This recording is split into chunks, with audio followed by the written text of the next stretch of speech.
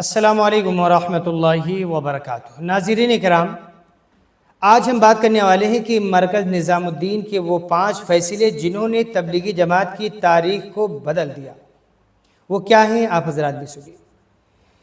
ناظرین کرام، آج ہم تبلیغی جماعت کی تاریخ کے ایک نہایت اہم موضوع پر گفتگو کریں گے۔ نظام الدین مرکز صرف ایک جگہ کا نام نہیں بلکہ پوری دنیا میں پھیلی ہوئی دعوتی محنت کا ایک تاریخی مرکز ہے۔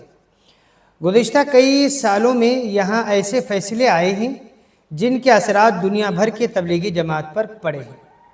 آئیے ان اہم فیصلے اور ان کے اثرات کو سمجھنے کی کوشش کر رہے ہیں۔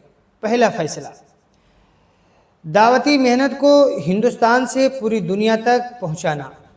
حضرت مولانا یوسف صاحب رحمۃ اللہ علیہ کے دور میں نظام الدین مرکز سے ایک بڑا فیصلہ لیا گیا۔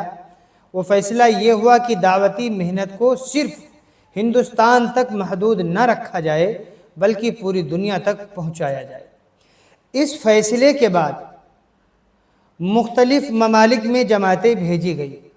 دیکھتے ہی دیکھتے یہ محنت ایشیا، افریقہ، یورپ اور عرب ممالک تک پہنچ گئی۔ آج دنیا کے ہزاروں ممالک میں ایسی تبلیغی جماعت کی موجودگی میں اسی سوچ کا نتیجہ نظر آ رہا ہے۔ دوسرا فیصلہ، چلہ اور دعوتی سفر کے نظام کو منظم کرنا۔ اور ابتدائی دور میں دعوتی سفر محدود تھا، لیکن بعد میں نظام الدین مرکز سے اس محنت کو باقاعدہ ترتیب دی گئی کہ 3 دن، 40 دن اور 4 ماہ کی جماعتوں کا نظام مضبوط ہو۔ اس سے لاکھوں افراد کو دعوتی ماحول ملا اور بہت سے لوگ دین کی طرف متوجہ ہوئے۔ تیسرا ایک بڑا فیصلہ کہ عالمی اجتماعات اور بڑے مراکز کا قیام۔ نظام الدین مرکز نے مختلف ممالک میں دعوتی مراکز اور اجتماعات کی حوصلہ افزائی کی۔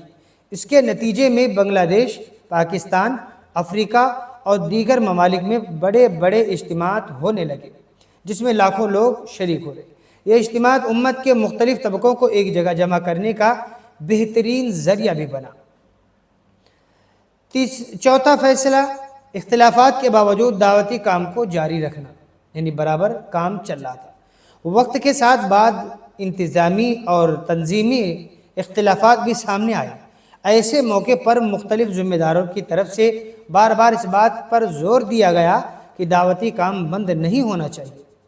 اس سوچ نے بہت سے کارکنان کو دعوتی محنت سے جوڑے رہنے میں مدد کی۔